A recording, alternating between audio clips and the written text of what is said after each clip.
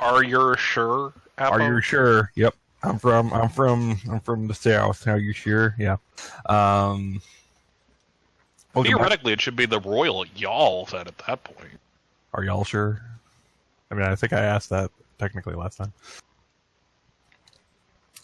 Well, we're back, and we pick up almost immediately where we left off last time, where the group of you had just annihilated this kobold raiding, including its leader, a kobold known as Corbeck Half-Eaten. And then his mount had shifted into some sort of strange creature, attacked Arshkul, and you managed to drive it off into the woods, but Arshkul pursued, and it was finally killed by a long-range shot from Marty. And we pick back up immediately after it has fallen. Well, Marty, you want to go escort me out there and make sure that dang thing's dead? Marty pulls from his belt a very jagged dagger. It looks like it might be made from obsidian, maybe? And he nods towards the corpse of the presumably were-basilisk? Were-basilisk? I don't know what the hell this thing was. It's that kind of game. Yeah, you're not entirely sure what it was. It definitely seemed to, Dane, from your awareness and what you've read, you're very sure that it was a basilisk of some kind, but you're not really 100% as to why it was walking on two legs. Basilisks don't walk on two legs, they walk on six. And this one was moving almost ape-like. Ape-like? That's strange. That the movement that thing had was not like nothing I've ever seen. There are basilisks in the desert, but nothing like that. That is an abomination of some kind. Dane shoulders his crossbow and tries to look cool as he walks Marty out to go inspect it. It was definitely disturbing. I give out a little cough as he says his crossbow. Arshkul moves over to a stump and says, I'm going to take a moment to collect my thoughts. Oh yeah, wasn't Arshkul at like one hit point? I did hit him with he's been restored, but yeah, he's taken. But can wounds ever actually heal? Dahlia calls after Dane. Can you make sure that there's no fire over there, that I didn't cause any bigger problem? Please. Do I smell any woods burning? You give me a perception check. I have one job. It's to make perception checks and fail at them. That's a 10. I'm pretty sure I fail. That's a mediocre anyway. You peer off into the woods, kind of where the errant fireball went, and you're seeing a little faint orange glow. Possibly, or it's another kobold torch. Yeah, it could be a torch. It's very small, whatever it is. I could probably see farther than him. I'm gonna go ahead. Move out with him and try to look out there. Yeah, if you want to give one, you can give me one too. Marty has a dark vision of 120 feet. Can he see what it is? Where does Marty keep getting all these powers from? You don't want to. You don't want to. We don't talk about it. Yeah. So this is going to be the last perception check I'll allow on this thing. So go ahead and give me a perception. I got a 20. Yeah, you see very clearly there's a bush that is starting to go on fire, and something. Yeah, you see a bush. You see a bush that's about to go on fire from presumably Dahlia's errant firebolt. Okay. And almost immediately, you see the bush flattened. Flattened. Like you all hear kind of this as the branches kind of collapse, and then you don't see the flame anymore. You just see the faint. I see the flame. I'm grabbing my blanket to try to go smother, and then I just stop because I don't see the fire anymore. Does this sound that we heard, is it like a big footfall? Is that what we heard? It's about from about there, and you should see a red square. And, Soon Ya will yell, "Hold! What was that sound?" Yeah. You heard it. It was more like it was just something heavy seemed to hit the bush. But Stannis, you didn't see anything hit the bush. You just saw the bush collapse. I don't know what happened. I just saw a bush look like it was about to go on fire, and then suddenly the fire went out, as did the bush. They The may bush have is not more. there anymore. They may have more in the forest waiting for us. Be cautious. Yeah, we should Look. probably head back to the village proper. I just want to make sure this thing's actually dead, so we don't get a surprise later on during the... That's an advisable course of action. So, Dane and Marty continue on towards the corpse of this. Soon Ya will very deliberately reach behind her and pull out her matched swords. So as you approach Marty, you see to the right, kind of in the trees, past a few trees, you see very clearly the embers of a formerly on fire bush. Same with you, Stannis, kind of, but more just straight north of you. As you get closer to the corpse, it appears smaller than you think it was going to be. The corpse of a kobold or the basilisk? The corpse of the creature.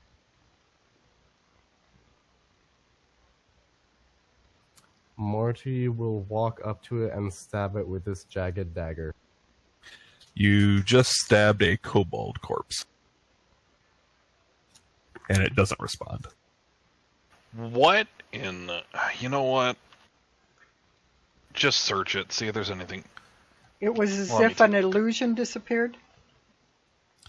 You saw no magic disappear. You saw no magic dissipate. You walked over, and as you get closer, you see that it's a kobold body, now with a fresh stab wound in the back.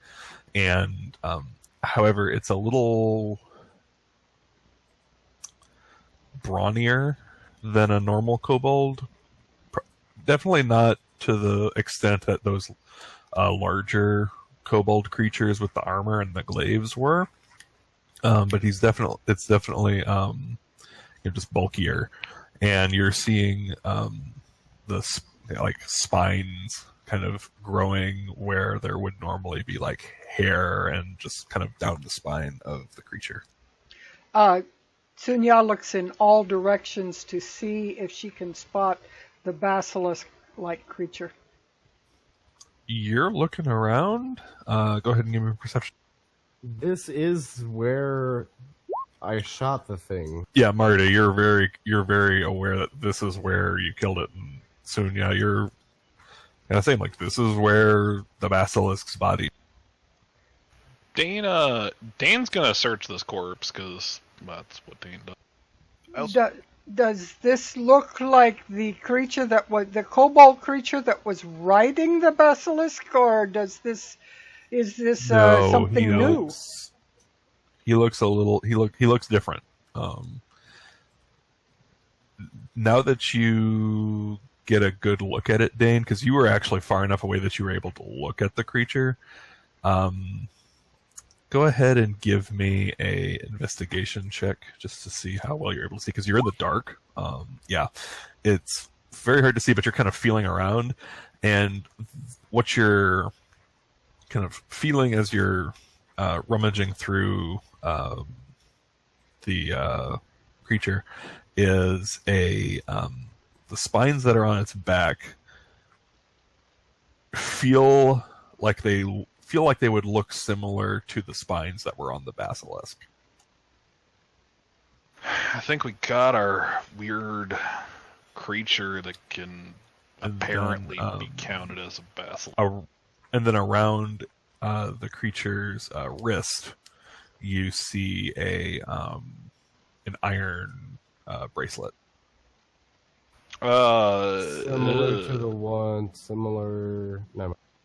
Dane will cut the thing off the wrist of the kobold by just taking its hand off and pulling it away. He's not going to mess with the ripping it off or anything.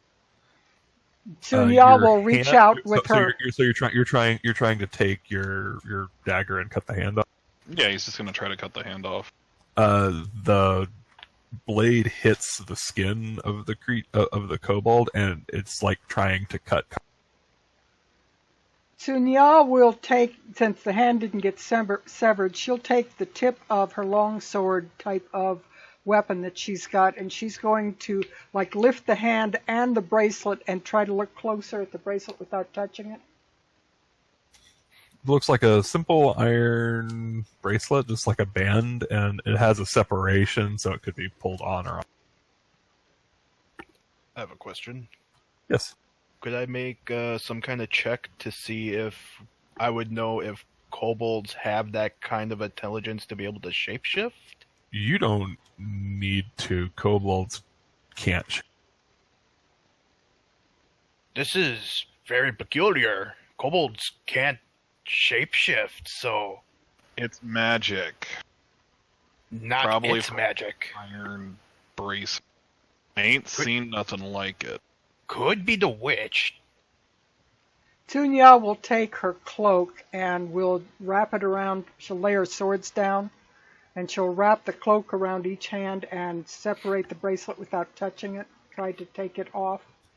Yeah, you're able one to. or two? Yeah, you're able to. There's just one on its right hand. Dane will try to stop her in the middle of it, but will end up messing up and be like, hey, She'll reach out and hand the loosened one to him. Since we don't know what it is yet, put your gloves on. I was just going to put it in its own separate bag. Can you not mess with stuff that might be like cursed magic items? Not saying that it's a problem, but like, look, they don't really make me nervous. It's just other people having control over it and maybe messing something up. That kind of makes me nervous. As you will. I tried to take precautions, of course. Thank you.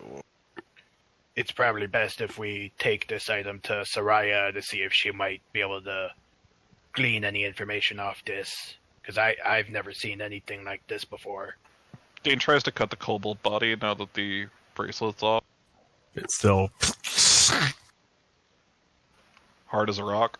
Yeah, and Marty, you actually realize now that when you stabbed in, all you really stabbed through was a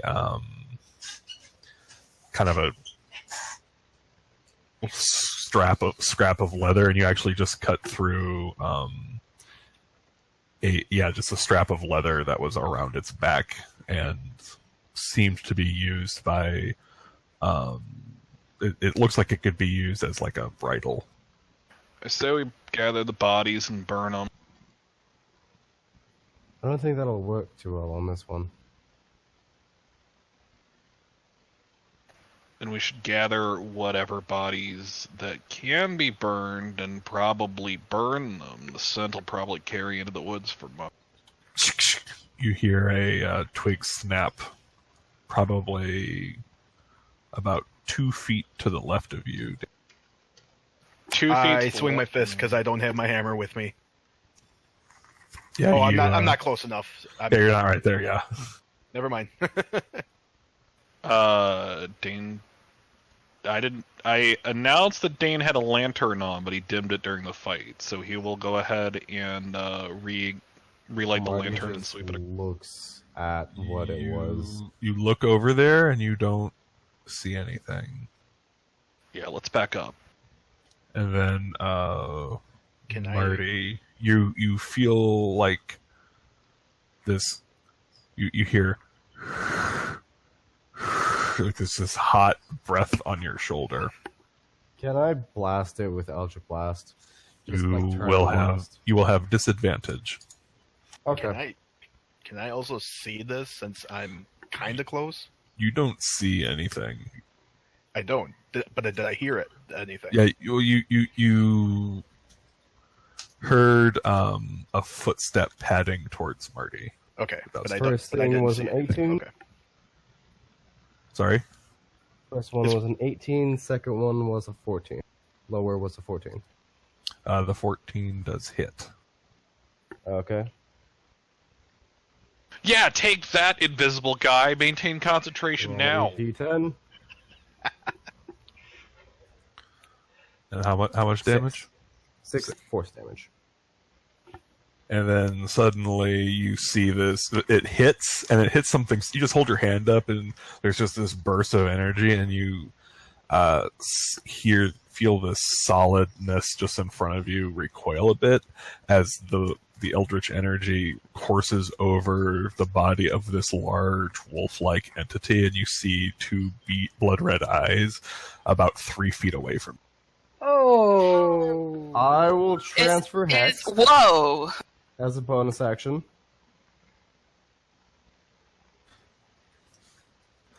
I'm going to say now we are in it.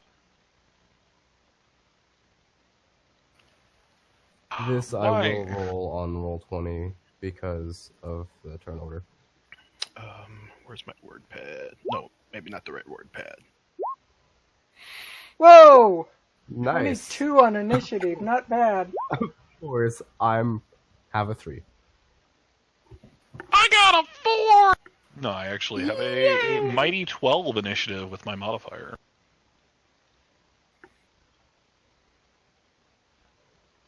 One thing I will not lament high dex builds for in 5th Ed, you can get a lot of damage bonus and a really good initiative. Strength builds are seeming kind of weak in comparison. All right, we are going to start at the top with Sun. She, of course, had, as I said, had picked up her swords again, and she will move directly towards the animal. What's our general? Okay, yeah, I had to get the scaling on this. The scaling is the same as it was last time. Yeah, so but I we're didn't pretty much remember kinda what at- that. I didn't remember whether that was long or short. So she moves directly in and attempts to strike with both her sword, her killage, and her offhand one at the same time. And she's a 10 on the main hand and a 19 on the offhand. And the blades, it's like cutting smoke.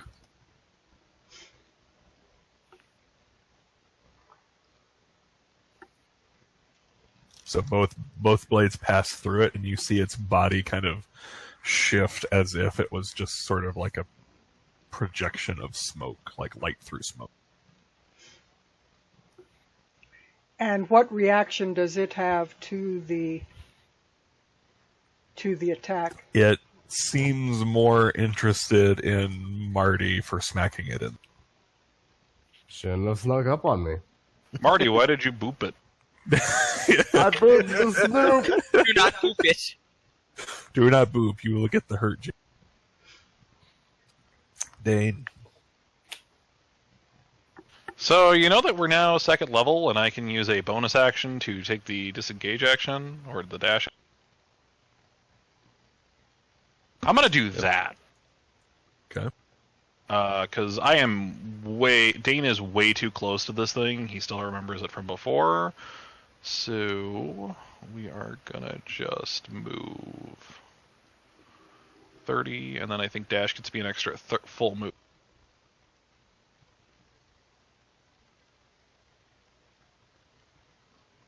Dane's gonna run here, grabbing his crossbow as he goes from the ground. And that's As gonna you run away, you feel this jaw clamp around your arms, and you rip your arm out, and you take 11 piercing damage Ouch. as the second one appears. Boy, am I glad that we leveled up, or I would have been unconscious right now. Lord. Delia. Dahlia gets close to the one that's closest to her, like not super close, but within range. And I mean, he seems immune to physical damage, but maybe he's not immune to fire. So she casts a fire bolt. Okay. That's a 15. A 15 will hit.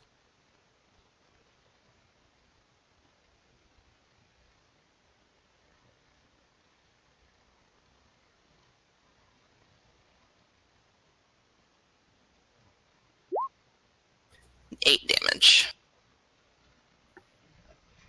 And this you can see, Sunya and Marty, that Delia, shoots a firebolt, and it seems to physically slam into the creature, and it causes it to take its look. It looks from Marty, and then it looks over to Dahlia.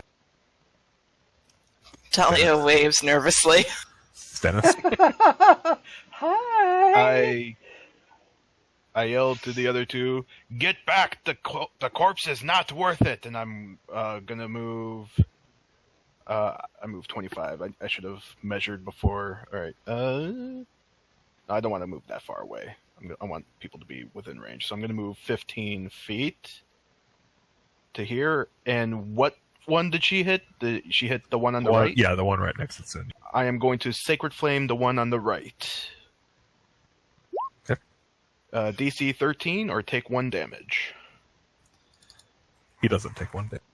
He does not. He does not. He doesn't take 1 damage? No! Our entire damage out!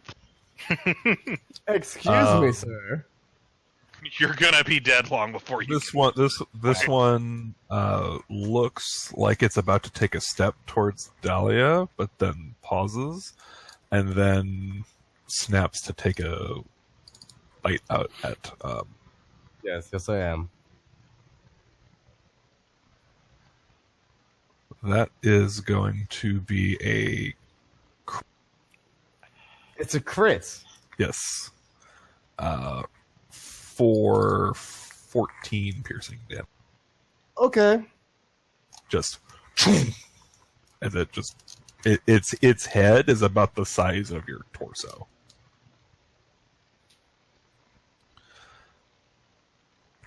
And this other one Still a 7. Okay. will reach down and almost rather tenderly grab the body of the kobold that you guys were investigating and then start dragging it further into the woods.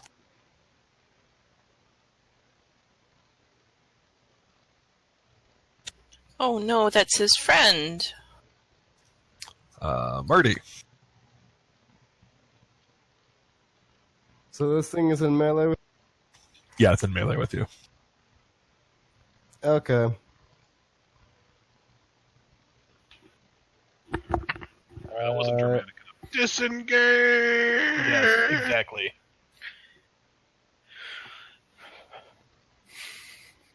I am... That's a bit too far.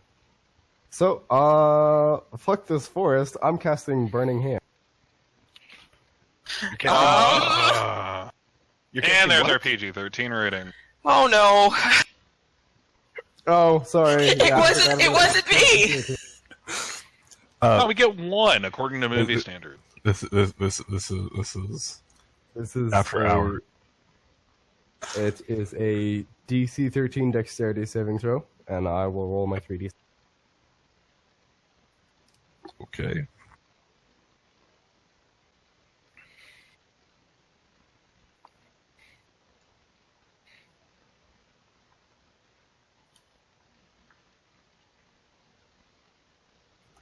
Alright, so what are you doing, Marty?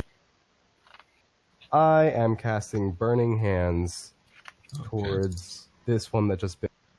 Alright, go ahead and give me the roll. It was... Question, does Hex apply to this?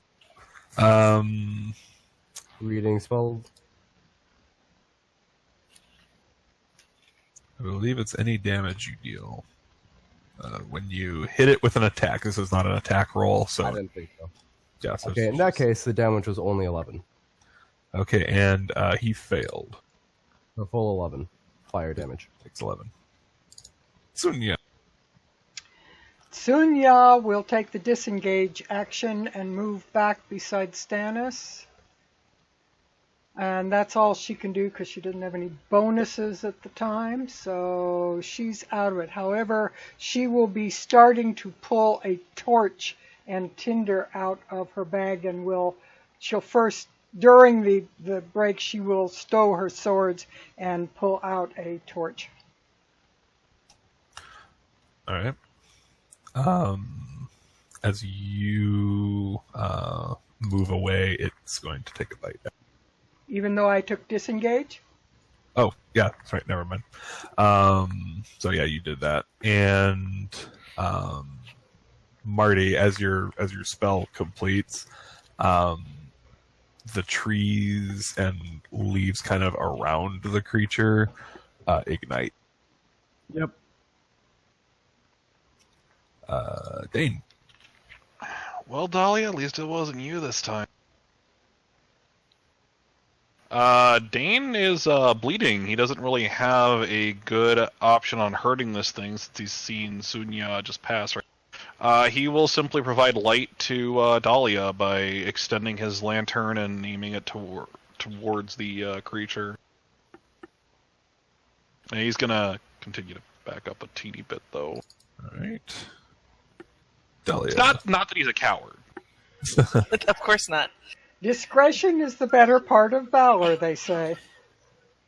Dahlia looks frankly furious that she tried so hard not to set a forest fire, and now here's Marty just kind of setting one. So, Marty. with some irritation, she lobs another firebolt.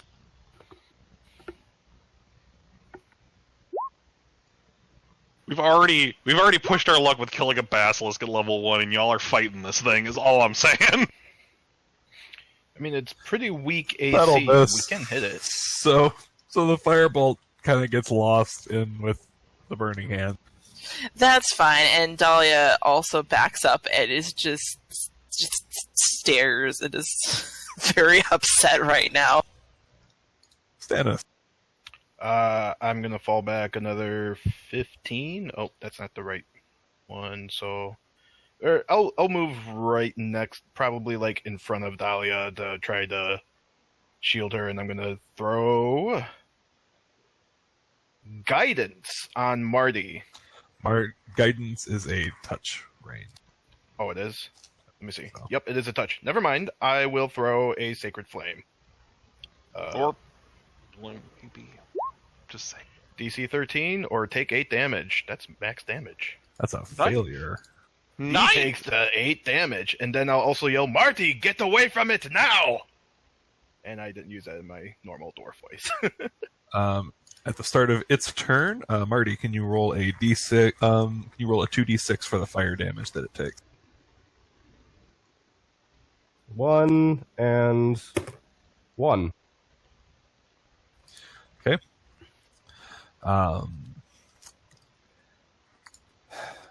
Yeah, it is going to take a and roll an 8 on the attack. No. So it goes to take a bite, and you kind of shift out of the way, and then it is going to rotate around you, keeping you between it and the party. And its compadre will continue moving away with the... Is it still in melee range with me? It is still in melee range with you. It did not back away. it kind of rushes out of the fire and kind of rotates around you in such a way that it's still within melee range, and it seems still intent on attack. Marty. Well, if it's intent on attacking me, I'm not going to be getting away that easily. You could disengage, And then it will chase me. but it won't hit you if you disengage and run away.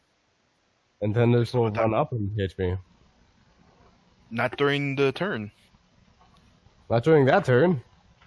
On The its whole turn. What? No. On its turn, it'll just run up and hit me.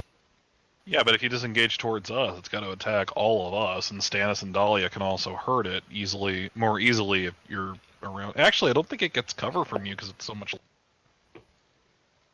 Yeah, it does not get additional cover. It's up to you, homeboy. I'll just go back to what I said during session 0. Yeah, I know. I suppose I will disengage. The better part of valor. Because this way I could also heal you.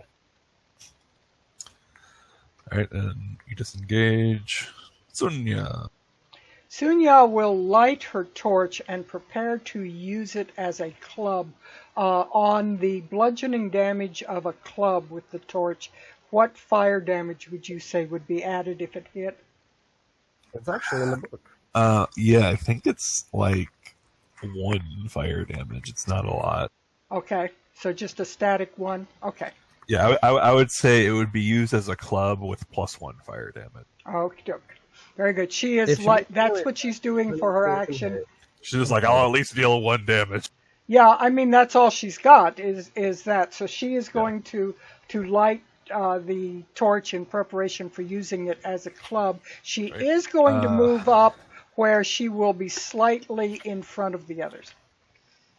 At the start of at initiative count 20, the fire that Marty set begins to grow. Dane. Oops.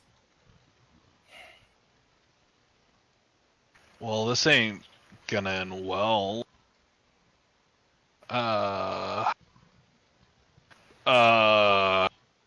Dane's got nothing. This thing seems to be immune to attacks, so he's gonna simply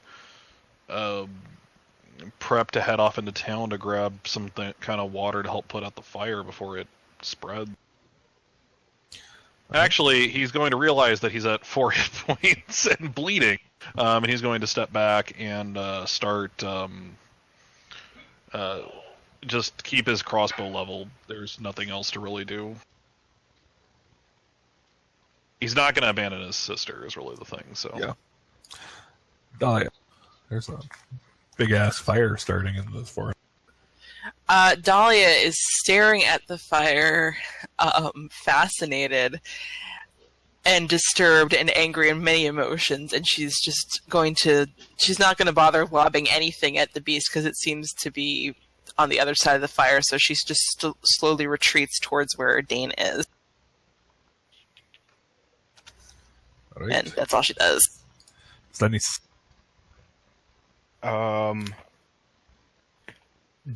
Dane's bleeding. Is he taking constant damage then, or No, he's just very severe. He's just very severely wounded. Okay, I was then debating on what to use my cure wounds at. All right, so in this case, I'm gonna cure wounds on Marty. Yes, Marty. Cure wounds. Did that go through? Okay, no. Nope. It's because of this thing. All right.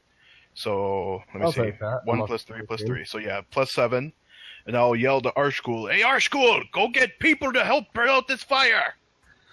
All right, I guess I have to do everything. Since he's not on initiative, he'll just act on your turn, and he'll get up and start rushing towards the temple. I mean, we would prefer him because he's also a magic hitter, but we don't want to add on. This thing looks at Sunya, and then looks at the fire that's growing right next to it, and she's also got a fiery torch she's holding in front of her. Yeah, It looks back towards its partner and also begins retreating into the woods. And as it gets out of the firelight, you see that it just fades from view. Like, you're still seeing the underbrush being moved aside, but you're not seeing any evidence of the creature, as if it just became invisible. And then both of them fade away.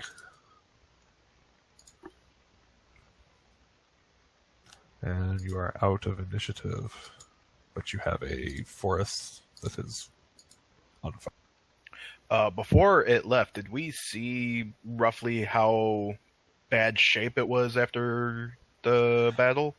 It was really hard to tell because its body kept shifting. It didn't seem to be taking any physical cuts or wounds, but it did seem more out of phase than when it first appeared, is probably the best way I could describe it. Okay. Like, as the magical attacks kept hitting it sort of diminished, I guess. Okay. I'll keep that in mind.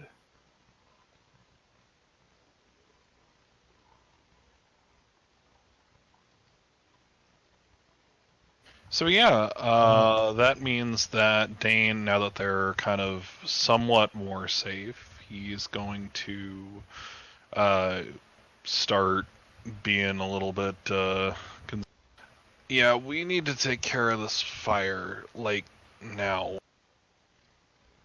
Marty will go and I'm already running off. yeah, he doesn't have a bucket. I'm running off to the guard area. Hopefully they'll be able to help us out a little better. Oh, why can I not? Oh, it's because I'm on the ruler.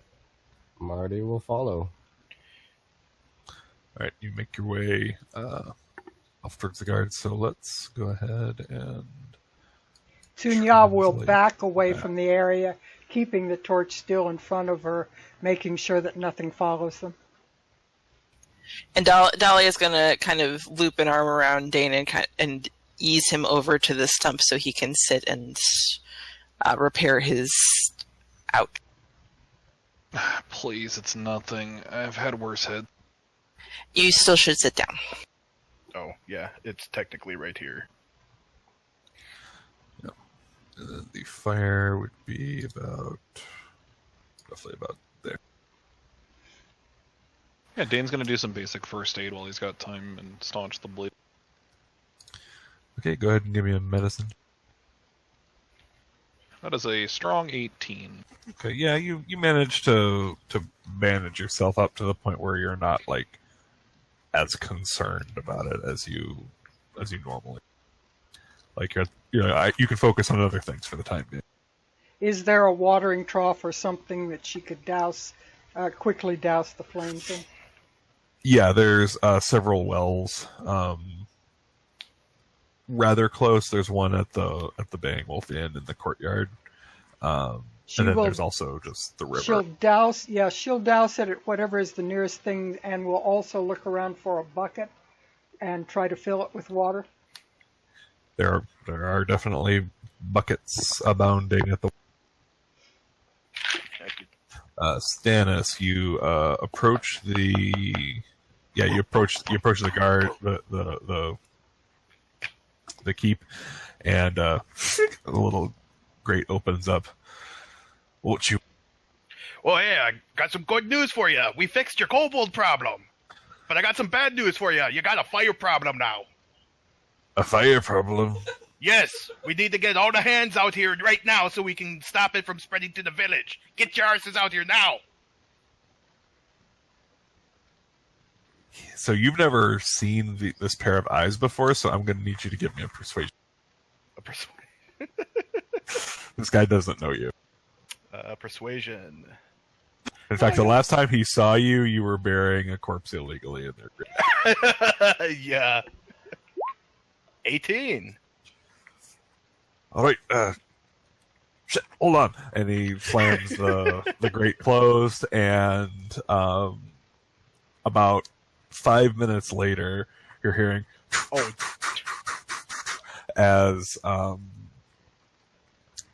all 6 of the guards, including Boris, who's like very hastily like putting trousers on as he's getting out of bed because it's about 11 o'clock midnight, and he starts like barking orders, and as soon as I heard the footsteps, I was already running out because I know they're gonna get there before me anyways with my short stubby legs. Yeah, the whole group of them are like rushing to the river, getting buckets, and they're starting to like create a bit of a like a fire line to pass the bucket along, the bucket relay. And by the time they start arriving with the water, the blaze has expanded. But I'm joining in as well with my bucket. Yeah. Marty starts to join in and then realize that he is super physically weak and just so due to the nature of just having to charge and run around and do this at the end of the day, I'm gonna need you guys. Like, it's pretty much the speed at which everybody seems to be moving. You're gonna get this fire under control. It's just a matter of how long it takes. So I need from everybody who I need one person from the group to give me a athletics check to kind of be the last person standing. I'll do it. And then everybody who is participating, I need a Constitution saving throw. Dane, unfortunately, is not. He's trying to focus on not ripping out the tentative stitches he's... She's got high athletics, and she rolled 22. All right. Stannis, what'd you get on your con save? My Constitution is 17. Okay. And then, Sunya, could you also give me a Constitution save? Marty, are you participating in the fire bucket? I'm trying to participate, I just can't do much. All right, so we'll go ahead and give me a con save because you're still a person who can carry a bucket. Stannis did a straight con roll instead of a con save. Which was it? I mean, it was a con save, but he succeeds. It's not a thing. Oh, yeah. Sorry. So it takes about probably about half an hour of running back and forth between the well and the river and all this, but you eventually manage to douse the last bits of the fire, and a calm settles over Cairnhold as everybody, including the guards, are like collapsing on the wooden trestle, on the wooden barricades that you guys set up between the shrine and the graveyard. Well, thankfully, we got the half-eaten guy, right? Yeah, I move up to the guards, each of them asking, hey, is there anything else you guys need help with? I see that you guys are getting pretty tired. Don't care if I'm tired or not. And Boris is like leaning kind of back. He's on the ground, kind of back up against it. And,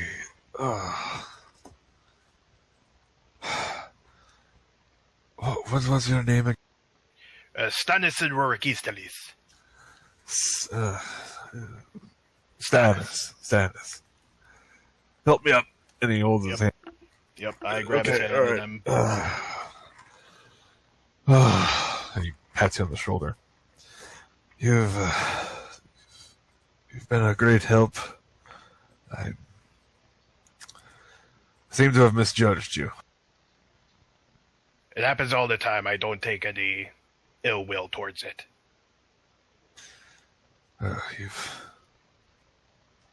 You've defended Cairnhold and you've prevented part of our livelihood from burning up. Yes, it's a great mystery how the fire started. Yes, what did happen, actually? No, Marty's not there. I'm just being sarcastic. He's asking Stannis, who is there? We took care of your problem. It ended up being a band of band of Yes. kobolds. After the kobolds were defeated, some of those monsters showed up. Have you seen those monsters before? The bodies like wolves, but it has a head like a man? You mean... Oh... The Grimhounds? Yes, that. Yeah. We'll call them that. Yeah, 2 of them showed up. And, Okay. yeah. Unfortunately, the fire was started by one of my party members because he got bitten by one of those. What? Almost tore his whole body off. Is In he a- alright? He's all right. He barely got out of there. I managed to heal him up a little bit before we got back there. Damn near Marty- took his whole body off. Marty peels himself off of the ground.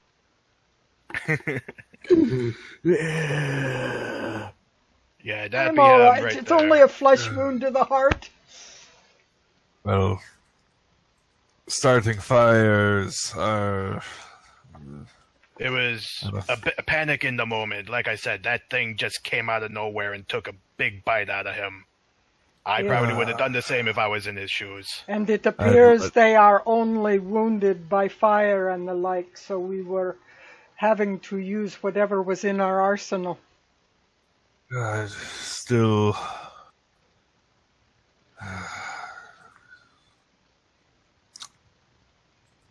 Stannis, can you give me another persuasion check based on Sure. your argument? Persuasion. Roll the 12.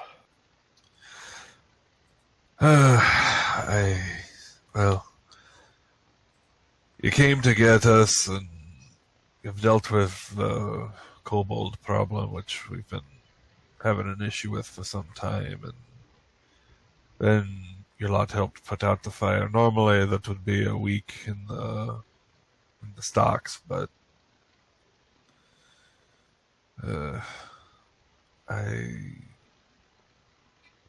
We'll settle for 2 weeks. I will settle for 2 weeks now.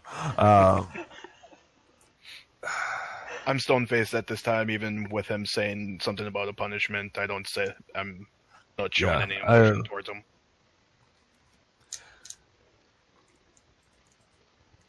I'd like to see him. And, Boris, where is this party member of yours? The one that's still lying on the ground. He, like I said, he did take a big bite out of him, and he's Yeah, Boris comes over to take a look at Marty's just Marty and absolutely kind of drenched in sweat. he kind of kicks Marty in the boot. You're still alive.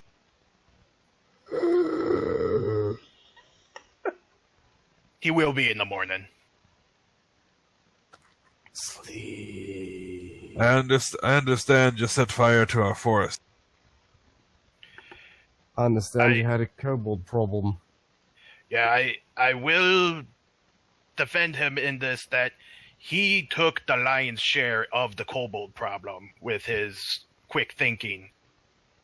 There was plenty of kobolds to go around. He took more than what he needed to.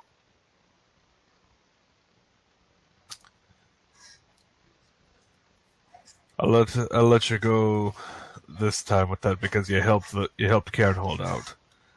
But don't go setting anything else on fire. You know? Believe me when I say that setting your forest on fire was not intentional. It was an accident. It wasn't an accident, but it wasn't my intent. An act of desperation, pretty much. Indeed. Well, it's got it under control. We can talk more about all this in them. Says from behind them, considering how they reacted to the flames, you might want to have perhaps bonfires prepared that you can set if they attack the village again.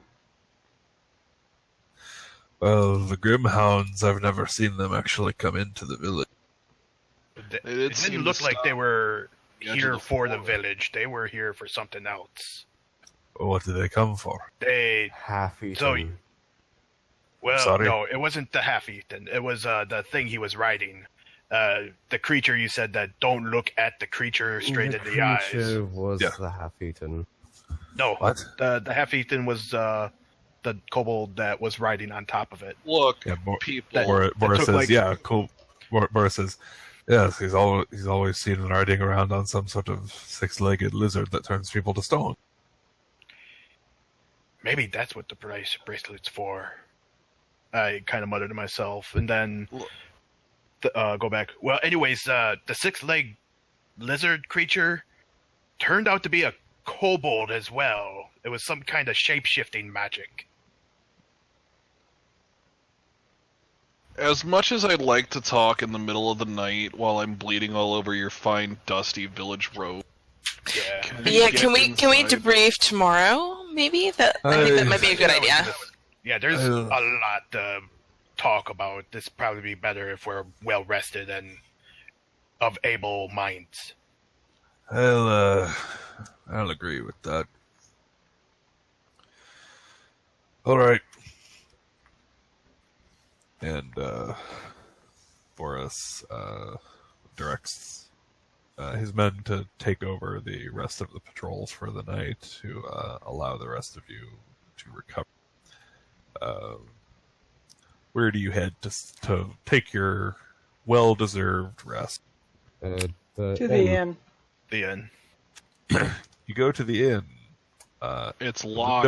windows are shuttered and the door is locked, and there is a small bag of jacks sitting out on the.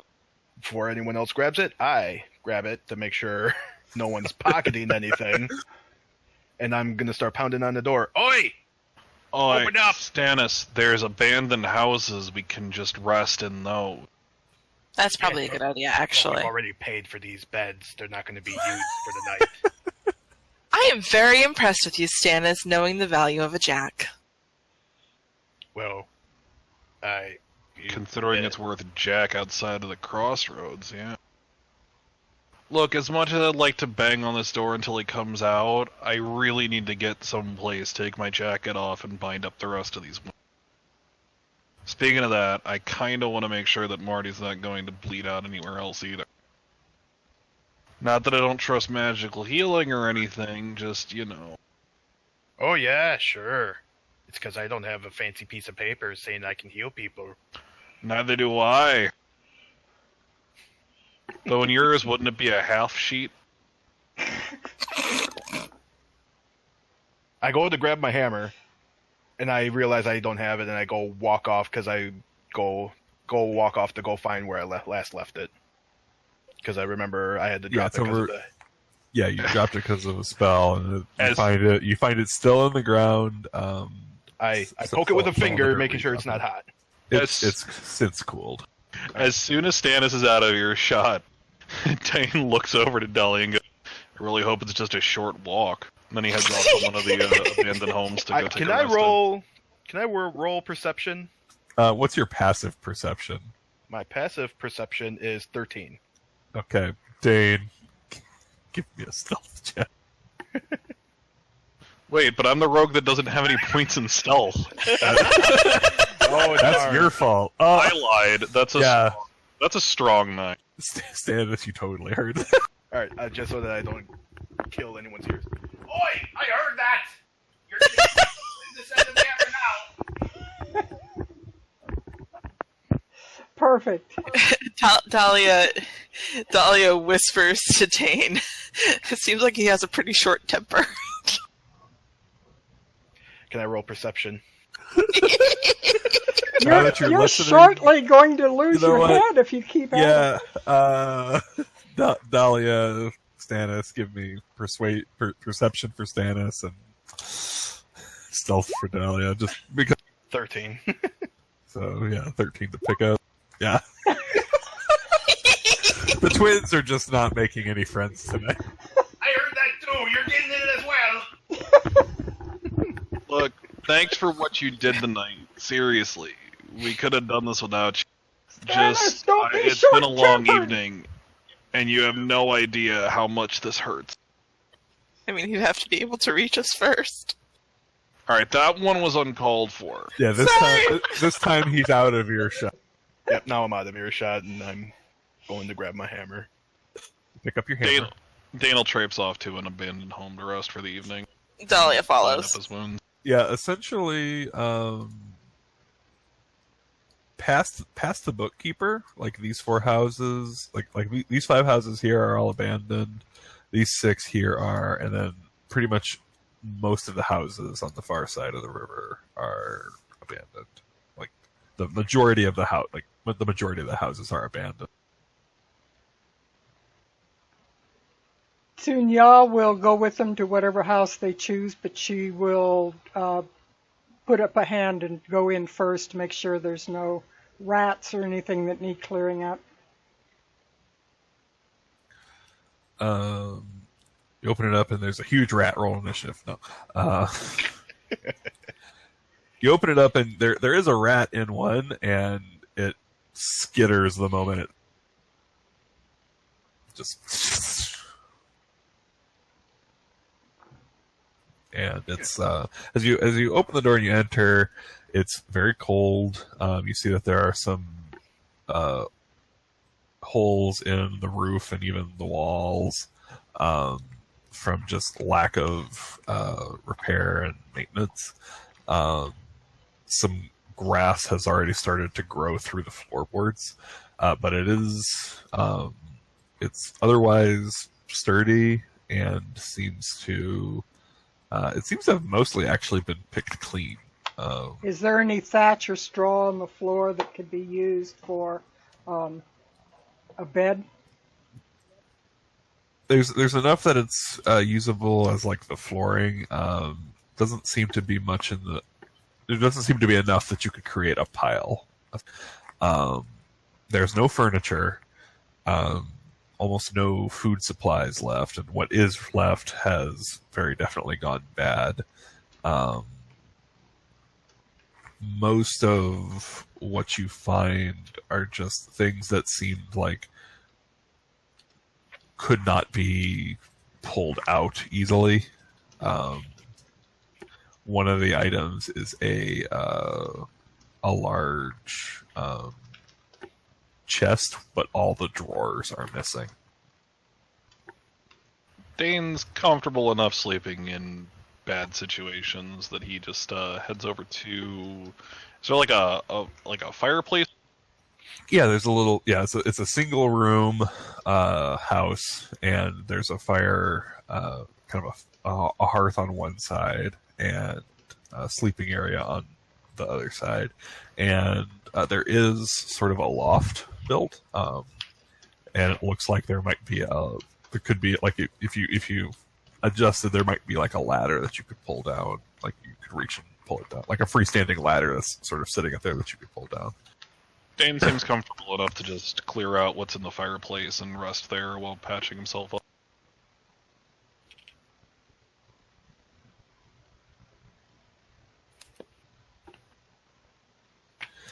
And soon, with the trivia for the night.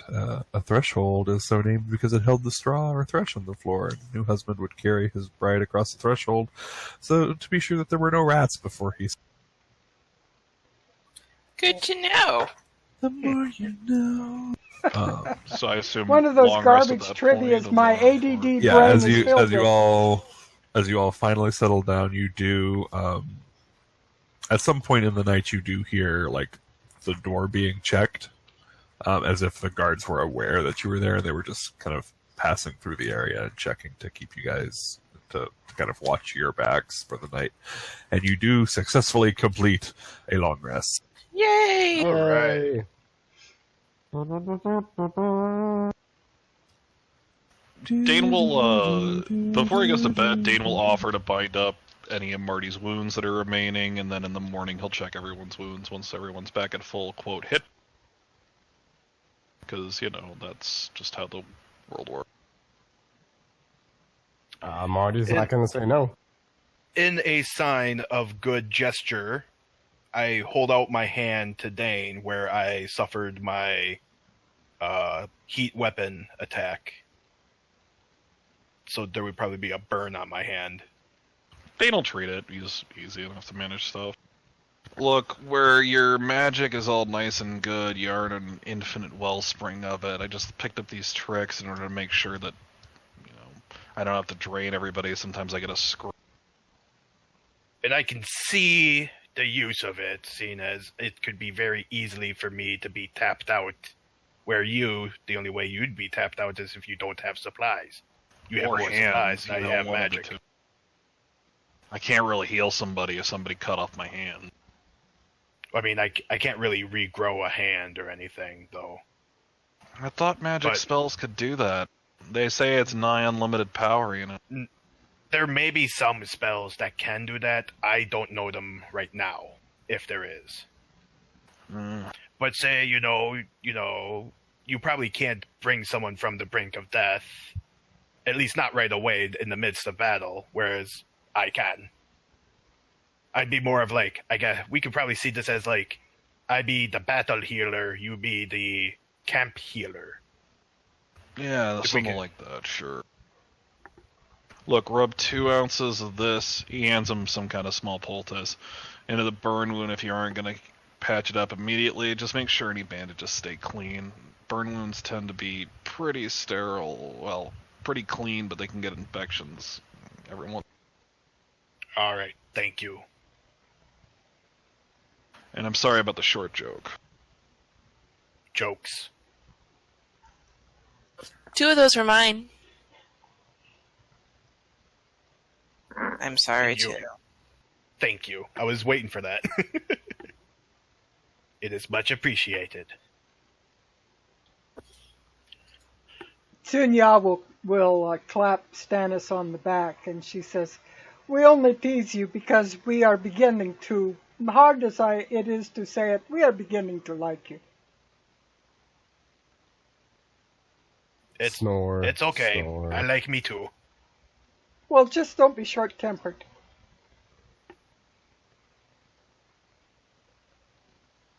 Snore. Snore. And with that, you awaken the next morning. And Well, I feel I like thought this we looked were like awake. crap. I'm sorry. yeah, well, This conversation was all a dream. little dream. You wake up and you're in a A living short ma- dream. Yeah. God. Anyway, it's a new day. It's probably about 8 or 9 o'clock in the morning. What would you like to do? It's a new life. Go get breakfast. I realize I still have the bag, the pouch. I want to go back to the inn to make sure that the innkeeper gets all his money back. I probably would have checked to make sure the doors had their bags when I was walking back towards the house after I grabbed my hammer. Did I see that all the houses had bags on the porches? From the night before. No, you did not see that any had it out. It looked like it looked like only the inn actually had one tossed out.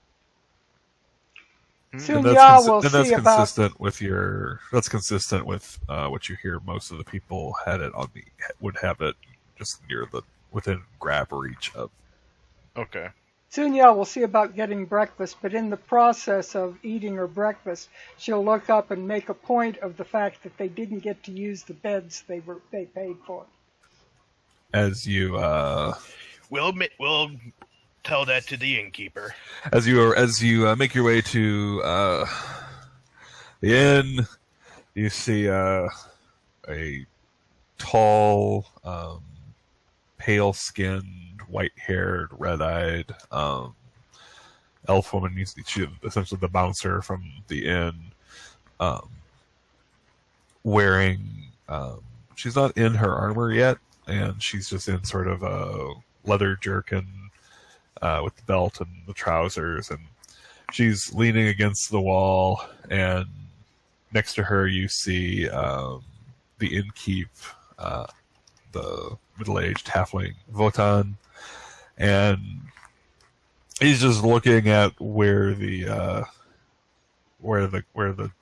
thrown the jacks and just says, "Well, guess they did come by last night. Yeah. All Whatever." right. I Huh? did come by last night, and I'm holding out the bag, and I hold it out to him. Ah, holy! What? What happened? We took care of your kobold problem, at least for last night. You took care of the kobold, bro. You blew the nest. I'm sorry, you cut out. Did you say a nest? You blew the nest up. The nest? Well, we didn't know about a nest. We took care of the... Okay, fine, let me rephrase. We took care of the kobold raiding party last night. Oh, okay. All right. Well, my wallet thanks you. It is a little heavy right now. He takes he holds his hand up. And okay. Yeah. Yep, I made sure that just in case maybe there was a straggler that wanted to try and come by last night after the whole hullabaloo, that they tried to make sure that they didn't get anything that was still left out. Well, I appreciate that. Well, are you interested in some breakfast then? Me and my friends are. We did have a small problem in the sense that we didn't use our beds last night because no one opened the door after I was pounding on it. Oh no, we tend to close up after nightfall. Everyone closes up after nightfall, and well, we were under the impression that we would be able to get back in after fighting these kobolds. What gave you that impression? The fact that we paid for beds. And you chose not to be in them. Because we were out protecting your village. It took a night job, and then you paid for rooms. Well, it does Yes, seem that we will not be paying for them tonight, or any night following either. So, in the interest of one night, you will get none. Really gonna try extorting the only innkeeper in town? Hold on. Hold on. See, we were doing so well, and then you started talking. Let me get this straight. My friends. We were doing so well until my friends brought in some logic, is what you're saying. No, you were doing so well. You returned my jacks to me, which is wonderful, and I appreciate that. And you stopped the kobold raids. That's amazing. I can't thank you enough. Basilisk. However, I have to feed myself and my wife and our family and the people who work for us as well. And you're trying to say that you paid for rooms. Actually, you know what? Let's go inside. Let's get you some breakfast, and then we'll talk business. It's getting kind of drafty out here. It is kind of getting drafty out here. All right. Well, come on in, and he motions for all of you to come in. On. I'll go get cookies.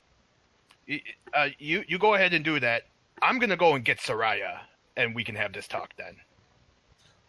Yeah, we might be borrowing your inn for a little bit. We got to discuss this basilisk issue. You know, the basilisk. Oh yeah, that's right. So while I'm out getting Soraya, I should probably also go get Boris. Why would you need Boris?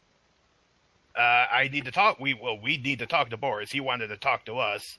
We need a friendly climate, if you know what I'm understanding. What are you talking about now? Hold on. What? He smiles, and he's standing next to the bouncer, and he goes, "Hey, fucking this town," and then he goes back. What are we needing? Wait, why are we trying to threaten the innkeeper again? I don't understand where we're going with. I don't. Well, I mean, I figured we were not getting our money back, but. So you gather Boris, gather Soraya, and you head back to the inn, and that's where we will take a 5-minute break. All right. Very good. So we will be back in about 5 minutes or so.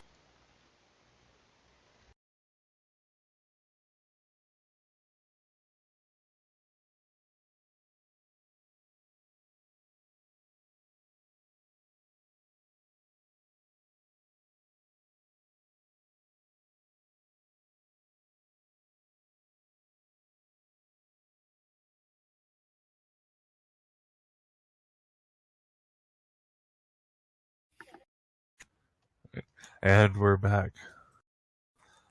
All right. From commercial break, what awesome products did we hear about over that break? We heard about, and don't forget, and especially, we're very proud to have as a sponsor, McDonald's. No, God. Oh. Well, Now I'll have to mute that one.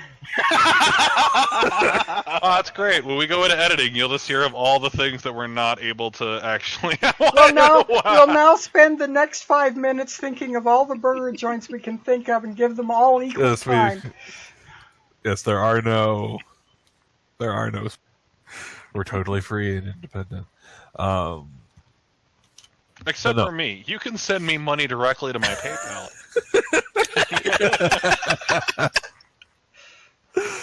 What am I doing with my life? .paypal.me. You could also go and be a patron of my Patreon at this channel here and that channel there. Yes, so Smash that like button, hit subscribe, all that. We are these terribly popular and overpaid comedians. 10,000 likes, guys, and I will quote Shakespeare for an entire night. no. Okay, so we're Out, back. damn Too spot. lame or not too lame? And that Out, is the question. damn spot, out. Yes. My concern is Shakespeare's public domain. Why are you concerned about that one? So you've returned to the inn with Boris, who is now fully armored, and Soraya in tow. Arshkul being being Arshkul, essentially, is Fair point content being to taken. let those who like people do the talking as he, eats his He breakfast. tends to make people not like people. Exactly. And Boris enters, and he takes a seat at the bar, and Soraya, the gold elf priestess of the harvest goddess Carice, enters in, and she's wearing a robe that seems to be she has sort of a bronze skin with blonde hair and bright green eyes, and she has a brown robe that seems to be interwoven with long leaves and fronds, and she comes in and takes a seat next to the group of you and just says, I understand that you had success last night. Yes, we did. Sorry to interrupt. We will get to this, I promise, but this is obviously very important. I just wanted to go back to the innkeeper and just say how generous it is of you to go ahead and, refund us our jacks for not being able to use the rooms last night. This is what we're discussing. This, out of all the things that happened Shut last up, night, Dane. we're going. honestly. Votan looks at Boris and Soraya, and then looks at Stannis. You know what, Stannis? Give me an intimidation check. Nah, one. I'm very good at not unintentionally rolling why am I not on the right screen? You never are. Because you're on the left screen.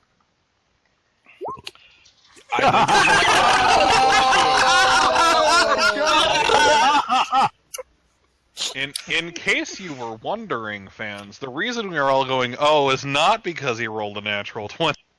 Nope, I rolled a natural 1 plus my 1 to the modifier, which gives it a 2. In our other game, when he was trying not to intimidate, he inadvertently rolled an absolute max crit of like 26. Not once, 2 20s but twice. in a row. So, Votan says, I see what you're doing. So, No. In fact, I would like to ask you to, after you finish this meal, don't come back in here. If you're gonna be that way, you You're a don't even little, have to ask us. Oh no, your friends are more than welcome to come. It's you specific. Oh, okay. That's a relief. You're kind of a jerk.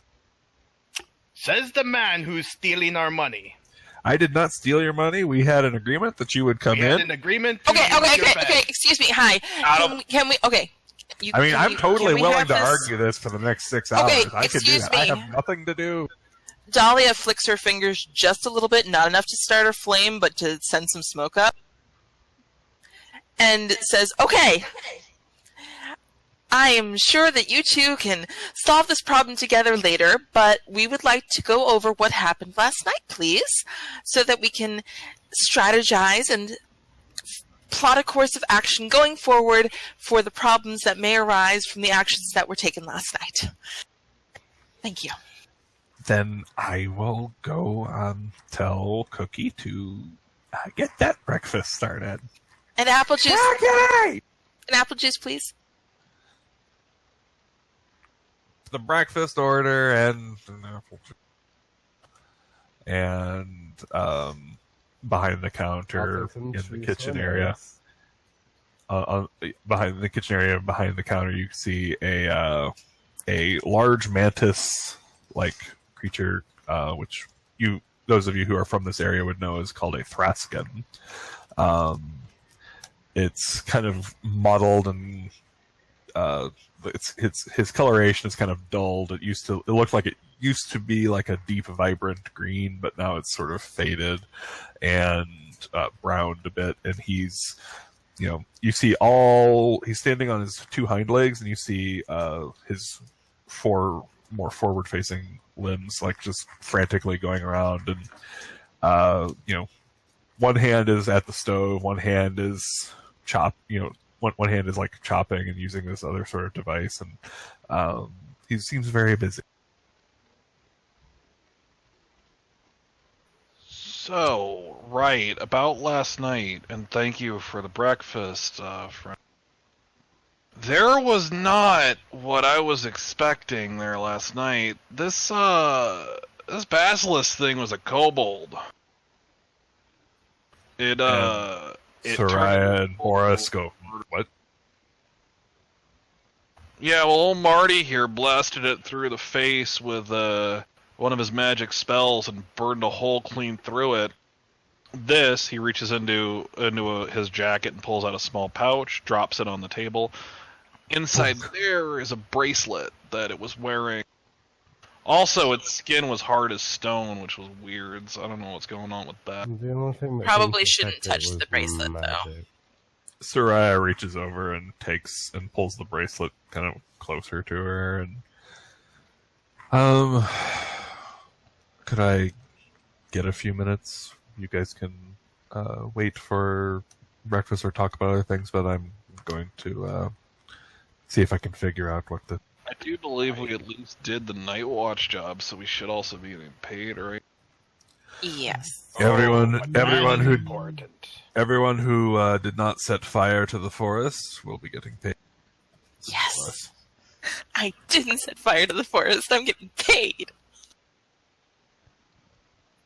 Just to let you know. Sorry, I was expecting it to be me. And it wasn't. Look, Marty, you it could have was part of almost. my... Just to let you know, besides the actual night job, Mr. Cairn told me that we would be getting paid per confirmed kill for Kobold, and we would be getting 3,000 jacks upon the death of the witch. I believe it was... Yes, I think he informed me that if you managed to kill the witch, it would be 3,000. And how much should he say was per Kobold? Get that up really quick. Also, 3,000 jack. I don't have one jack to give. Let's see. It was Yeah, the night watch hire was 100 jacks per person per night, and then there was an ongoing bounty of 50 jacks per right hand of a kobold. Well, we didn't have the basilisk one, but we still have the ones still Yeah, around. there were still the other bodies. Yeah, There were 4 kobolds that charged the right side, at least 2 more that charged the left side, as well as the kobold creatures and the 2 that were riding. Oh, Some Before ran off each that into the were forest, however. if it was specific, by the way, about collecting the hand, Dane also drops a sack of hands off at the hold before or when they're getting Boris. He doesn't want to put a bag full of hands on the end table. That'd be weird. yeah, we did receive your hands. Once we confirm that they are in fact kobold hands, we'll get the payment to you, and then I'll also arrange for the 100 gold for Just the out of 100 jacks for. curiosity. Confirm their kobold hand. That's Well, what I was asking about. What we- other kind of hands would they be? Lizard hands. Very good. Yes, we've had some people come and come through town like the group of you have and tried to pass off. Let's see. I've seen a dragonborn hand. That was fun. The cadre got involved with that one. Yes, lizard well, hands. As No, he there- says that, do I recognize the size of that kobold that was dragged away? Would that have been like large enough to be dragonborn size? It would not have. No. Okay. As you saw, like the shape of it, it definitely appeared to be more slightly larger kobold than like the physiology was wrong. Obvious. Okay. I'd rather up a bunch of children dragonborn hands and drop them off for you. That's just our stuff. Because we had an abundance of dragonborn children around this village last. In any case, the kobold basilisk thing. It started out as the mount for another kobold, The half-deed. and then halfway through the fight, it changed so that it was more humanoid looking and went from 6 appendages to 4. And when it was fleeing as though it was some sort of monkey. I need to fix that.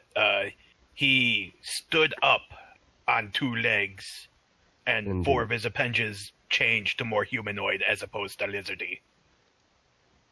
Yeah. Was so that the a thing that happened? yeah. So I remember that so essentially what happened was those of you who could see, like you were far enough away that you could look at it. It stood up. It went Or from was being behind the magic box. kind of like a 6-legged iguana to standing on 2 legs, and then it had 2 it had 2 pairs of arms, like the 4 front arms extended out and became and it took on more of a humanoid shape. Yeah, But it was I don't it was still a basilisk looking creature, and then it was attacking everybody, and then it was running away on the 2 legs. No, I'm just Yeah, imagining that video of that lizard running across water with its arms flying around. Yeah. When it was running away only on the 2 legs, was it still making roughly full movement speed? Like, did it seem hindered? It was moving faster than when it was on all 4s. And I relay that information to Boris as well. I have no idea what. Neither do I. As I told my mates here last night, kobolds do not have the ability to shapeshift. No. Even when they're trained, it is almost impossible. This had to be something, like, it could be that bracelet that Sarai is looking at, or the witch that is Why mixed can't up with they be- this. Or what? Why can't they be one and the same? Could also be. Well, some yeah, maybe the kind of witch did shifter something to the bracelet, itself. then gave the bracelet. It might not even be a kobold. It looked weird. Dane is But actually sketching out what the kobold kind of looked like It is not.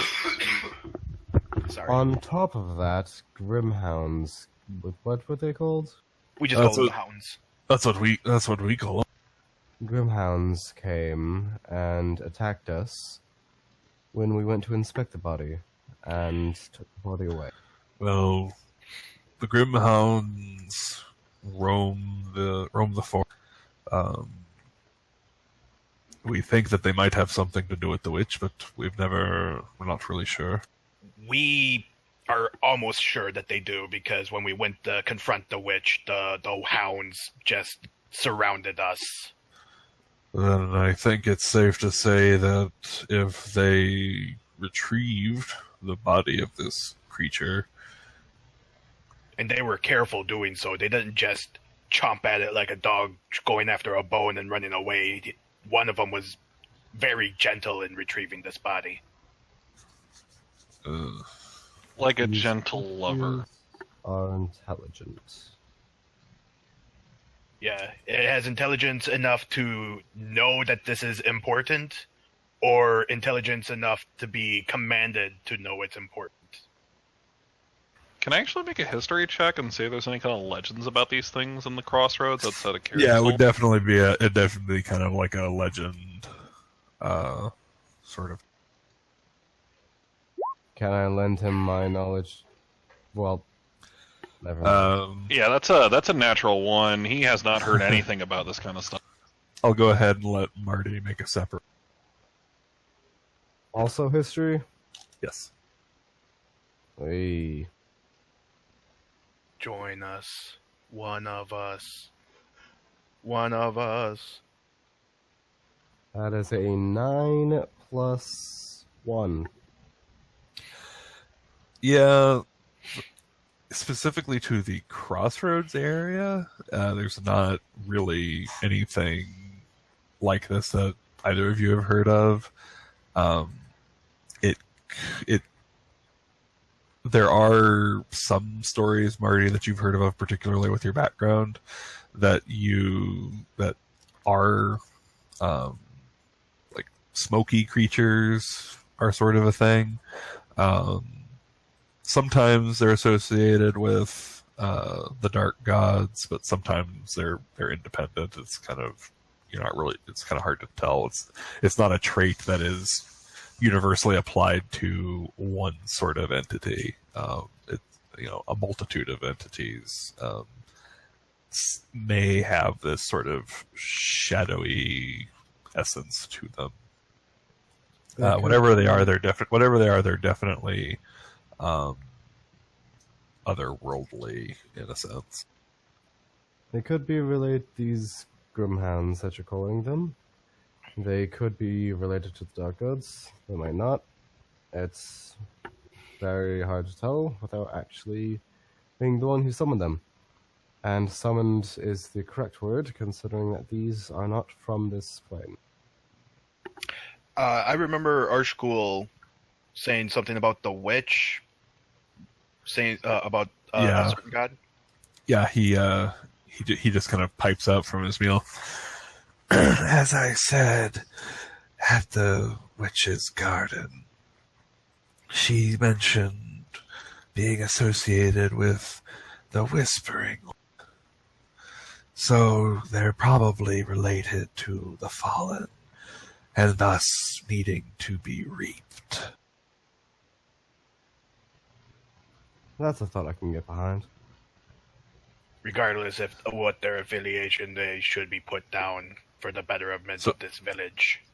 Soraya pulls back from the bracelet and shakes her head.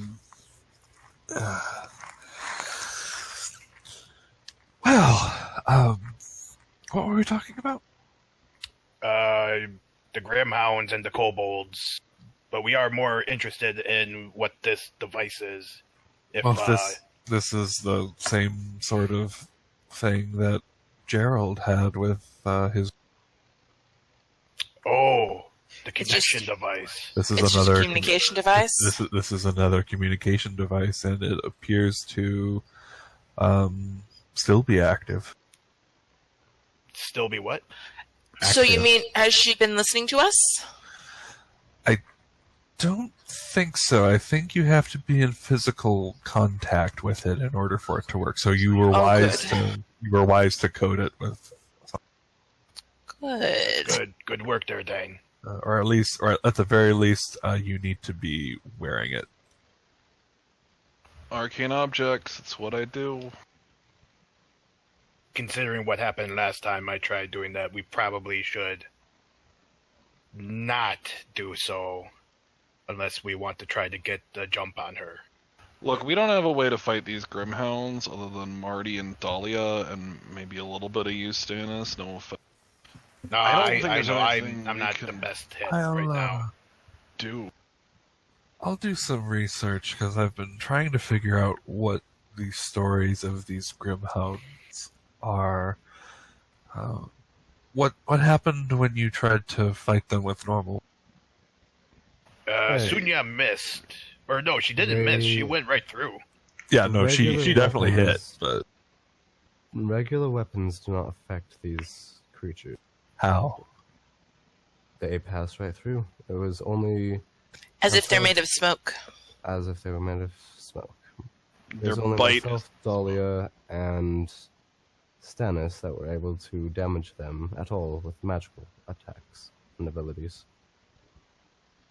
I do wonder. They normally, if something is unable to be hit by physical means, may still be susceptible to silver. How? That's a possibility. There's certain creatures such as spirits, ghosts, whatnot, that are immune or at least not as vulnerable to physical weapons. But if a weapon happens to be silver, they It's because hit. silver is a picky metal, right? What? Sure. It's a picky metal. It's pure. Certain I'm not- creatures have a weakness to silver as opposed to normal steel. I can't say if these Grimhounds may suffer the same weakness, but it's at least worth checking out. By the sounds of that, though, I don't think you have a whole lot of silver to work with. I might be able to scrounge up enough to edge one weapon, to give it at least the business edge of it, some sort of silver usage, and it depends on the type of weapon. You know, a very long blade or a large surface will be more difficult than, you know, a small weapon. But I look over to Sunya. My weapons, Marty- it appears, would be too large for her. It will have to be one of your daggers or What about whatever. this? well, I Marty can. pulls out his jagged obsidian dagger. You want to coat a rock with silver? What could possibly go wrong? Never ask that question. Trust me. I'd have to talk to the smith about that. We can- Casimir would have to take a look at that to see what the best option would be. But As long as no one asks, I can maybe try to scrounge up some other silver. yeah, or maybe perhaps we'd have to talk to Casimir, but perhaps he might be able to do just a particular the most effective section of your blades of your longer blades as opposed to the whole edge. I've also got some Adressian short swords if you want. Oh, But that's gonna have to go to the smithy. My only other thing again is that if we could try to scrounge up some more silver, but that Another could question. be a little. What this is OOC. What kind of armor were those kobolds? The big ones from last night. the big ones were wearing. They seem to be wearing little black scaled plates.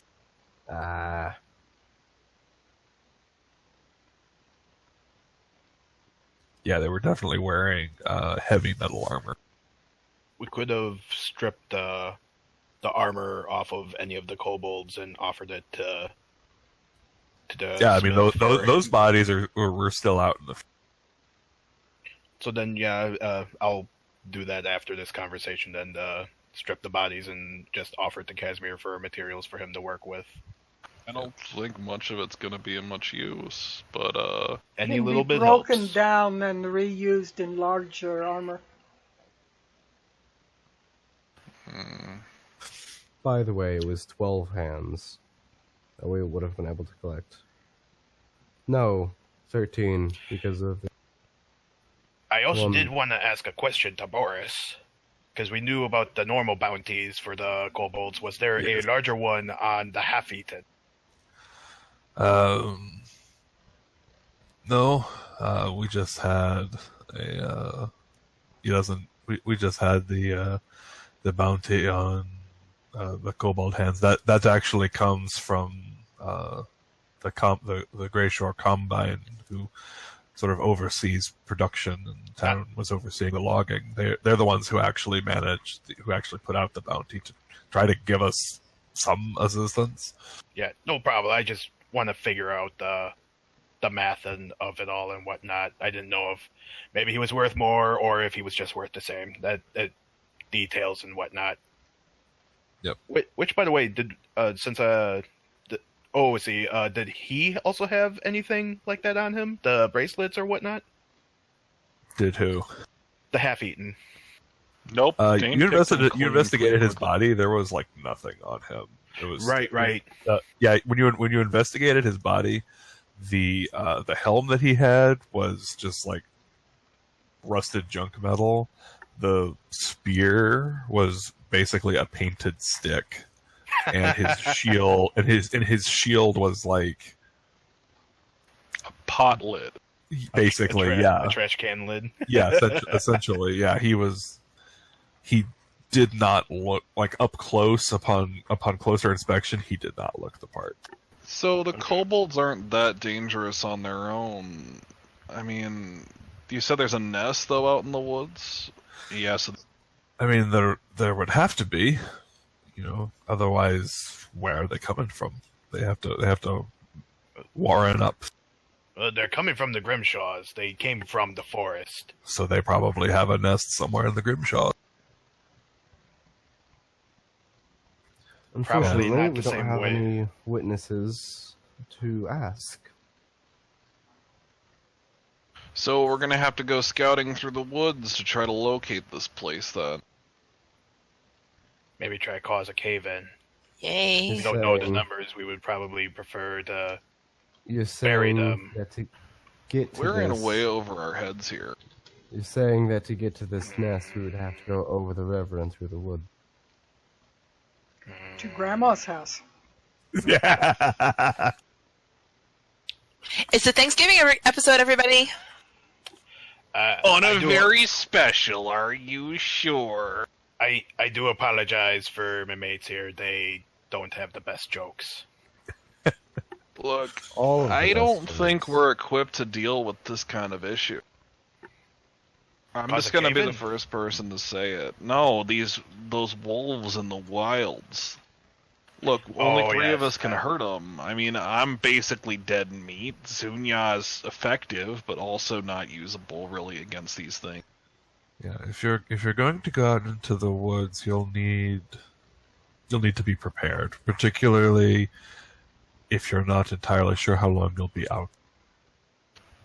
Ain't my notes say that there's a dwarven ruins in the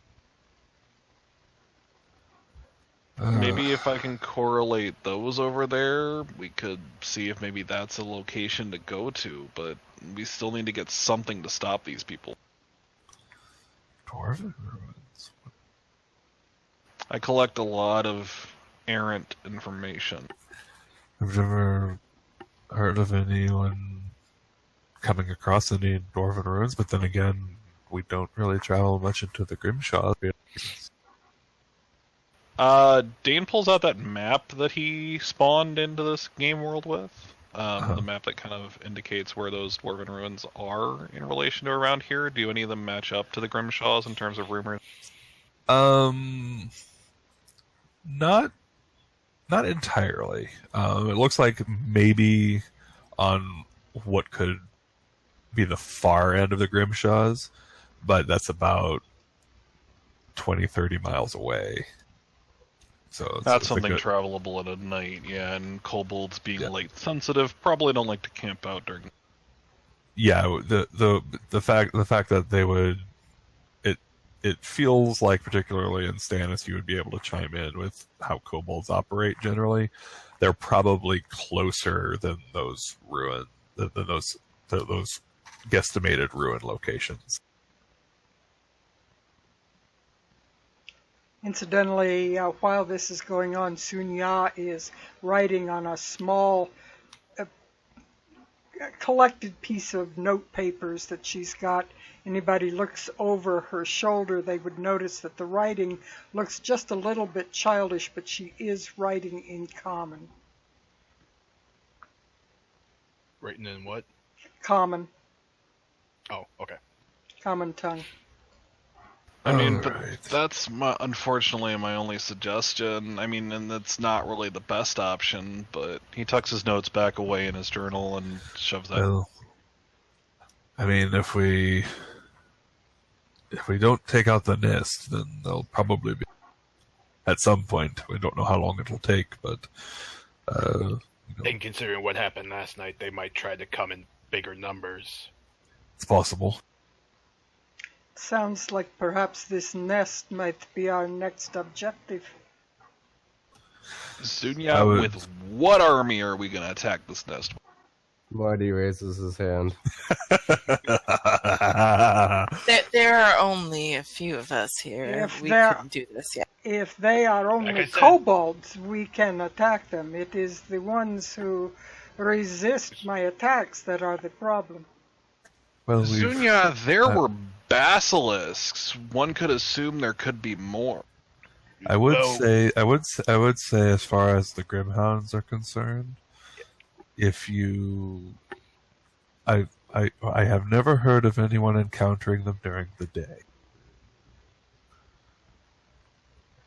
So if you leave early, we were closer to dusk when we did the first time, right? Yeah, every time you encountered them, it was well after the sun. Well, what are we waiting for? We're wasting daylight. Isn't that how the saying goes? We're quite literally wasting it. Well, the question then is, do you want to spend some time preparing, or do you want to head out? And it's about 9 o'clock or so in the morning. We can follow the tracks back easy enough during the day, probably. I assume one of you has hunting experience. I mean, I guess I'll do it, sure. I don't know if our well school in the can. dark. Same with our school and I. We can see well in the dark. Sunya I don't know if our school is a tracker. Sunya will just Survival is No, what no, you no. test on. Let's take a look and see. Sunya had been leaning against the corner of a wall, and she just stood up and says, I am prepared to take on kobolds during the day. I do not think that the witch has an endless army of these kobold illusions. You said it would be survival? Actually, I'm all right with survival. I could probably do some tracking. I'm trained in survival. I've got a +5. Yeah, I got Well, +3. we could see it. Got a -1. Well, I'm better than you. I've got a 0. We could. I could ask around to see if anyone from the town who is, skilled in hunting would be able to assist you in tracking. Tracking people that aren't trying to hide their emotions isn't hard. It's just not something I do all day. And we I don't. just thought Kobolds aren't smart enough to try to hide their tracks. They've never been very subtle since they started raiding. I have a question of the ones who live here. How often has the witch been seen during the day?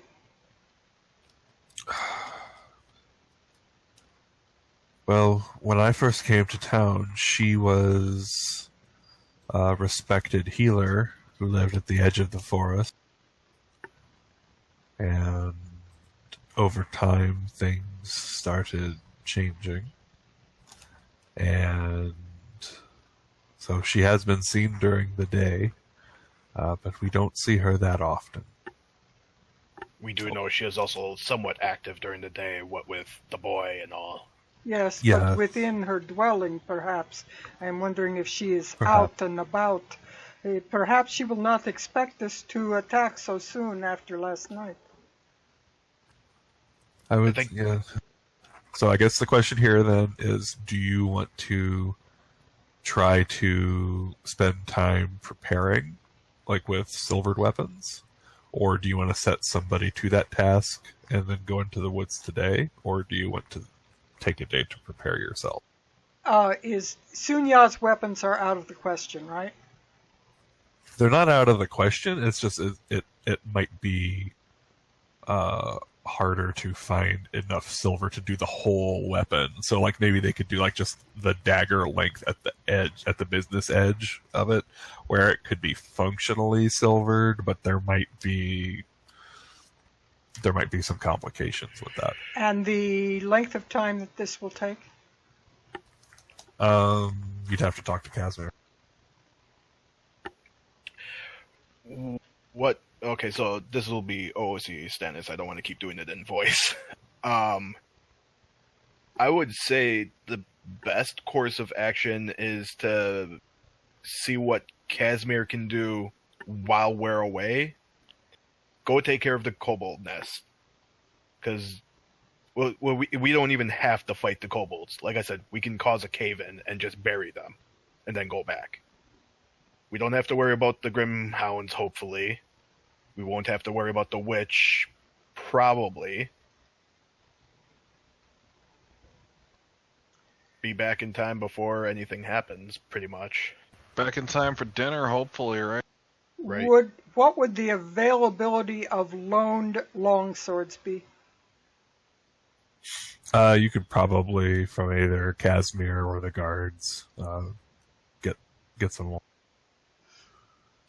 She would then leave her weapons with them to get silvered. And you said just one could be? Yeah, so it's possible that you could give Casimir your thing, so you'd have to go talk to him. All right.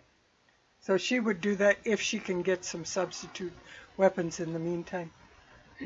So are you going to Casimir? Yeah, I will go to Casimir and plan on leaving a sword with him while I get a fill-in longsword in the meantime. All right, so let me get this straight. You want to silver one or two? It depends on the cost. I have not the unlimited funds, so I will have. Are you Casimir right now?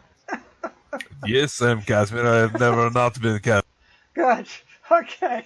How much is it per weapon?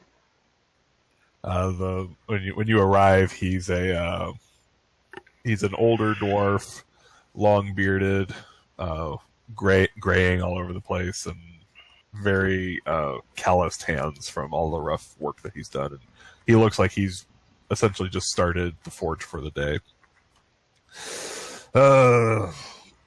I'm with her. I'm with her with this. To do the whole blade. Well, it depends. Are you supplying silver, or are you just paying for it?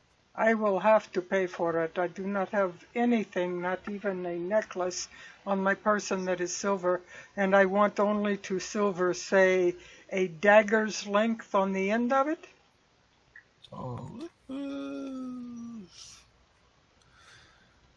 And you wanted to do both, or just... Tell me the cost for one. If there guess is I a guess. discount for two, perhaps it will be determined would by my be, funds. Let's see here. Let me check a few things. And he pulls out a notepad. He starts going through it. Let us see here.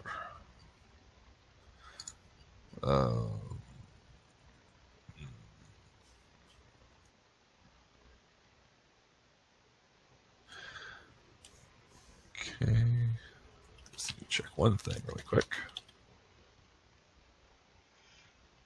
Casimir pulls out a tome and slams it down on a table as he starts pat. Yeah, he basically he pulls out a notepad and dusts it off, and it looks like hardly anybody ever comes through here that he needs to pull this out. And while he's looking at that, do I see anything worthwhile? Hint, hint, nudge, nudge. It looks like most of what he has here is basic weaponry, but it's all very solidly made, like it's dwarf craft. You know? Let me message you in Discord. Okay. Well, I'm getting the correct pricing out.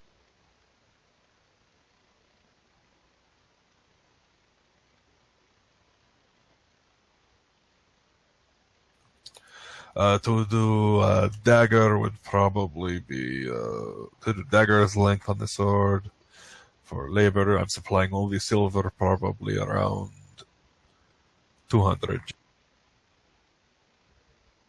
Just on one sword, eh? Just on the one sword. The silver is difficult to come by, and wrapping the silver around in a manner that's still usable as a weapon. Stannis, have we gotten our payment yet? I believe they have to figure out that the kobold hands are kobold hands, and then we will get our payment. I'm sorry, I did miss the payment, by the way. Yeah, I think ultimately it was going to... gold per hand, and there were 12 hands. But no, the payment for the silver. That's what I missed. It's 200 gold, silver plus labor. I thought you said 200 jacks. How much is... Oh, jacks, yeah, sorry. Yeah, that's what... Okay. I'm falling asleep, too, yeah. Yeah, yeah, and jacks are the equivalent of silver, right? Yes. Yeah, okay, because that makes a difference. Okay. Yeah. So whether I can do it or not will depend on our payment from the hold, whether they will give us enough. I do not have enough at this moment. Yeah, you're each at least getting 100 for the night watch, except for Marty. Except for Marty. Hey, he made decisions. And 12 hands. 12 hands. So. And you said it was 50 jacks? Yep, so that'd be another 600.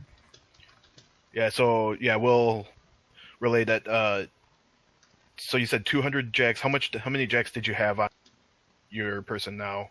I have 105 right now, so that would be more or less just barely enough.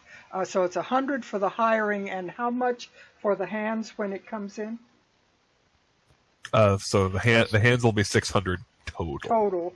So that will be divided 6 ways, or however you want to divide it. Yeah, essentially 6 ways, so we would essentially get an additional 100. Okay, well then I could do one weapon. Once I can give you 100 now and 100 when my payment comes in. You may hold my weapon until I come up with the rest of the payment if you will begin work on it. Yeah, he takes your sword and looks at it. Done. And you will get that back if we need to scrounge up. I'll help you out. Thank you, Stannis. Well, you are good to have at my back. Always do what I can. And did you happen to get my message, Apo? I did. And as you're looking around at these items, you're not really seeing anything sourced from that. Okay. Or no style explanation. Everything in here seems to have been made by the same person, and presumably it's Casimir. Okay. All right. Is there any other preparation before you take your sojourn into the Grimshaws. It's about 10 o'clock. Except for going to the hold or asking him for a longsword on loan. That's all she would need, and she would affix the longsword to her belt because her back quiver sort of thing, her scabbard, is specifically designed to be pulled from a back and for a curved weapon. So she would not be able to use that. He would not. Casimir would not loan you a longsword, but when you go to collect your payment from, I was going to say from- that the Cairns the Cairn hold that they loaned us weapons before, they might be able to help us out. Yeah, Boris actually pulls out, unlatches his own sword and hands it off. She bows in appreciation and in respect for the fact that he loaned her his own sword. She hefts it a bit and comments on its balance. Yeah, it feels well made. It's not any in any significant manner superior to yours, but it's well made for what it is. Clearly, Cas. Now that you've had some time to see what the dwarf is, how the dwarf works. All right, so before we leave, I actually go up to Casimir. Like, I didn't actually get your name, Casimir. It's been a while since I've had to announce the whole thing.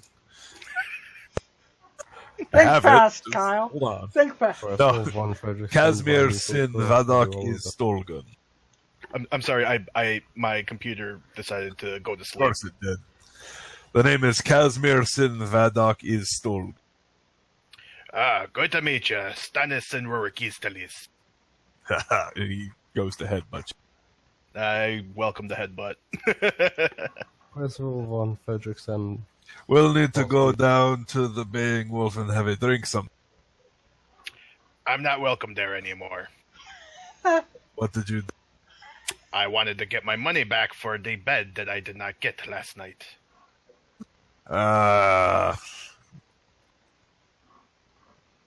What? Yeah.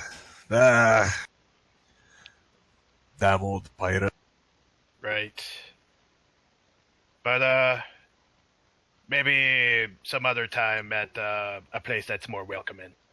You can come by here sometime and I will bring something. That'd be good. And, so you I'll make say my any other goodbyes. preparation? Yep, I'll say my goodbyes and walk off. Is there any other preparations before you head to the Grimshaws? Not for me. Nope. Sounds like a no to me. All right. So it's about 10 o'clock in the morning, and you make your way to the forest, and that's where we will break for the. Alrighty. Okay. You guys done sorting out your accessories on our magical hike into the woods? Thank you all for joining us. Be sure and check in tomorrow night for Crone's Crucible and Curse of Strahd. We hope to see you then. And been fun. And don't forget Kyle. to check in the next couple. Don't forget to check in the next couple of days to see the recap up on mirrorrecaps.tumblr.com. And You know what's really fun? there on the screen at the below so that you can follow that. It's a great read. You know what's really fun? Making Is short that jokes? the last Crone's Crucible for a Curse of Strahd game was also a shopping episode. That's true. We seem to be in a shopping mood for Christmas. Dungeons, dragons, and designer handbags. And with that, we bid you all a good evening. Good night, people. Good night, especially to our sponsors. Oh, absolutely. Yes, stop. Good night.